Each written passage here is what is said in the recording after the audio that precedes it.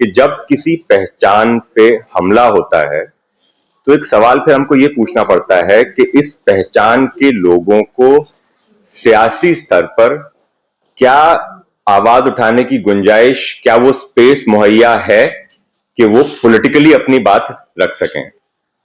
और मैं ये कहना चाहता हूं कि दरअसल जो अगर आप पिछले कई सालों को देखें, सिर्फ बीजेपी के दौर को नहीं, उससे पहले भी, तो जो निकल के आता है वो ये है कि मुस्लिम आइडेंटिटी पॉलिटिक्स के लिए इस देश में, इस मुल्क में टॉलरेंस पॉलिटिकल स्पेक्ट्रम के हर तरफ, राजनीतिक रेखाओं के इस तरफ उस तरफ बहुत तंग है।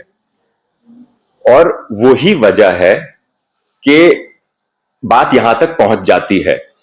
अगर मैं एक मिसाल लूं तो आपको याद होगा, students Islamic movement of India करके ऑर्गेनाइजेशन थी।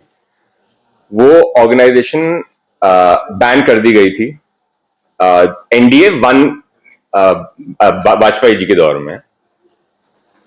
उनका दौर खत्म हुआ, वो बैन एक्सपायर हुआ, तो कांग्रेस पार्टी ने फिर वो बैन रिन्यू किया। दिल्ली हाई कोर्ट में जैसे गीता मित्तल का ऑर्डर है जिसमें उन्होंने जब वो बैन चैलेंज हुआ तो उन्होंने कहा कि there is no ground that I can see for why this organisation has to be banned. कि कोई, उन्होंने कहा ओपिनियंस बहुत सारी हैं कि हमारे ख्याल से ये और वो, लेकिन कोई ग्राउंड में नहीं देखती हूं, कोई बुनियाद नहीं देखती हूं जिसके बेसिस पे इस ऑर्गेनाइजेशन को बैन किया गया है। तो उस पे यूपीए 1 ने फौरन दौड़ के अगले दिन सुप्रीम कोर्ट में सुबह उस ऑर्डर का स्टे लिया 2008 में। और 2008 से आज 2026 18 साल हो गए, उस केस की कोई फाइनल सुनवाई नहीं हुई।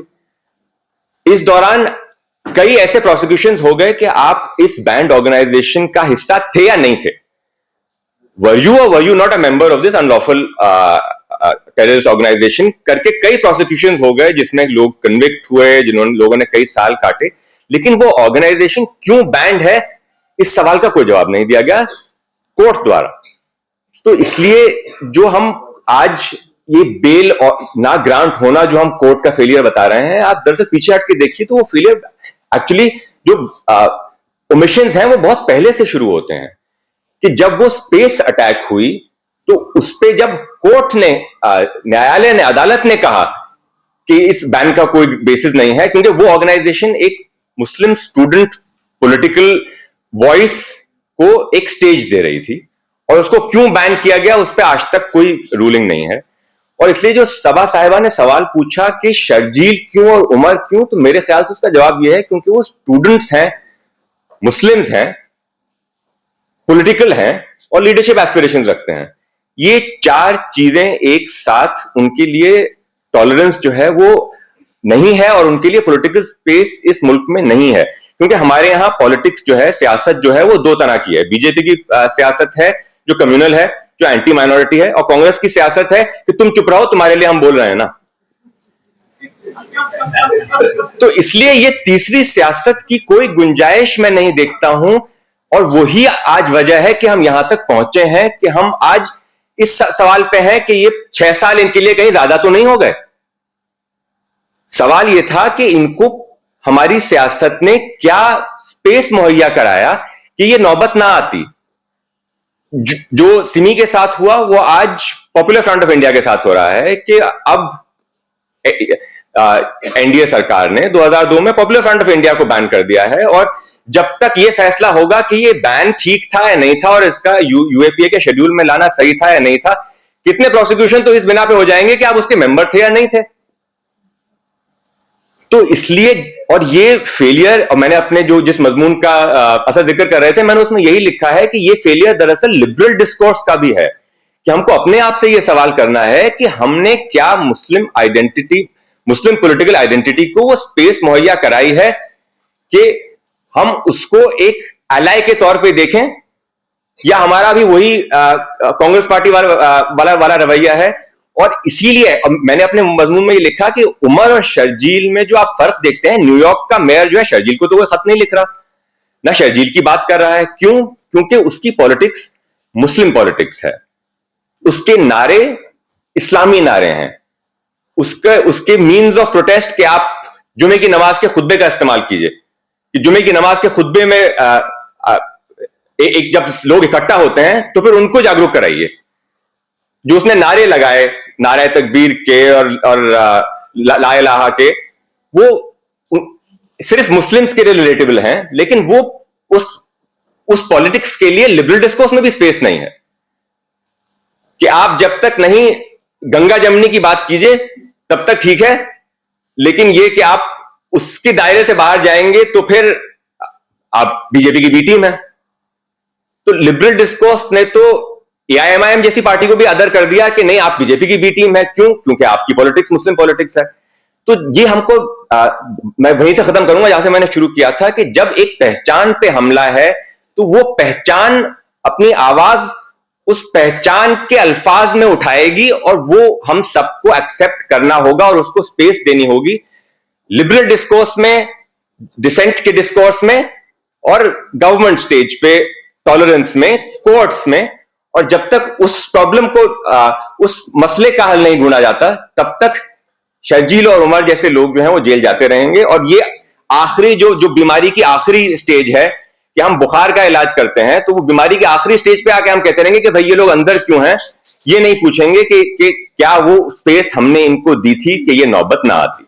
1 साल, 2 साल, 3 साल, 4 साल और आज 6 साल होने पर हम सब लोग यहाँ बैठते हैं और कभी उमर के लिए, कभी शर्जील के लिए, कभी गुलफिशा बाहर आ चुकी है, कभी गुलफिशा के लिए हम यहाँ से उनकी सॉलिडेरिटी की बात करते हैं। ये बहुत अफसोस की बात है। ये सब चीजें बंद होनी चाहिए और हमारे जितने साथी हैं वो सब बाहर आने चाहिए। आज से पहले जब भी यहाँ पे कोई सॉलिडेरिटी का प्रोग्राम हुआ है तो अथर की अम्मी आती थी और वही अपनी बात करती थी, लेकिन अथर की अम्मी की पिछले 8 महीनों से तबीयत खराब है और वो बेड रेस्ट पर है, इसलिए मैं यहाँ बैठा हूँ। मैं वही बात कहूंगा जो पिछले 6 सालों में मुझे महसूस हुई है और आज ये बात बहुत जिम्मेदारी के साथ कह रहा हूँ। हमें इंसाफ अभी नहीं मिला है।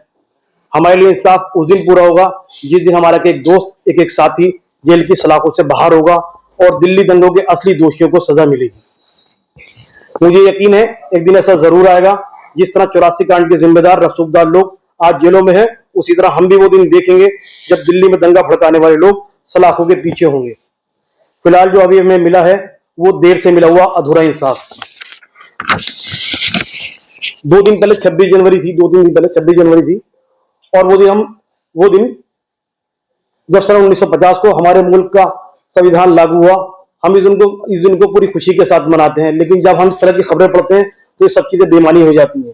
कल मैंने न्यूज में पढ़ा कि एक मुसलमान को 6 साल बाद टाटा कोर्ट ने बरी किया। पिछले 7-8 महीनों से हम खबरों में लगातार पढ़ रहे हैं बहुत सारे मुसलमान, कोई 5 साल, कोई 10 साल, कोई 15 साल, कोई 20 साल बाद जेलों में रहने के बाद बरी होता है और जेलों से बाहर आता है।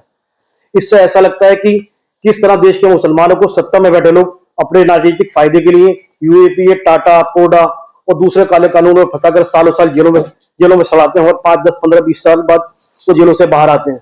ये न्याय नहीं है। अब मैं बात करता हूँ अथर की। दिल्ली दंगों में फर्जी FIR 59, यूएपीए में 18 लोग अरेस्ट किए गए। जिन लोगों को गिरफ्तार किया गया उन सब में अथर सबसे कम उम्र का था। जब उसे गिरफ्तार किया गया वो महज 22 साल का था। ये वो उम्र होती है जब एक नौजवान पढ़ता लिखता है और अपने कल के लिए, अपने भविष्य के लिए सपने देखता है। लेकिन अथर को इतनी छोटी उम्र में यूएपी लगाकर जेल में डाल दिया गया सिर्फ इसलिए वो समाज के बारे में सोच रहा था, अपनी कम्युनिटी के बारे में सोच रहा था और CA NRC जैसे काले कानूनों का विरोध कर रहा था। अगर मैं अपनी और अथर की फैमिली की बात करूं तो हम एक साधारण से परिवार से हैं।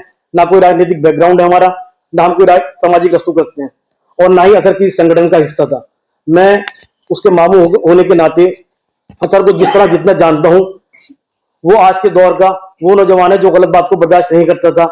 यहाँ तक कि घर में भी जब पुराने रीति रिवाज के नाम पर जो बातें उसे गलत लगती थी तो वो उन पर भी सवाल करता था। इसी सोच का नतीजा ये हुआ कि गैर संवैधानिक CA NRC जैसे काले कानून को स्वीकार नहीं कर पाया और वो चांदबाग प्रोटेस्ट साइट का हिस्सा बना। उसके बाद सच्ची कहानी हम लोगों को मालूम है और झूठी कहानी सरकारी तंत्र के जरिए पूरी दुनिया को मालूम है।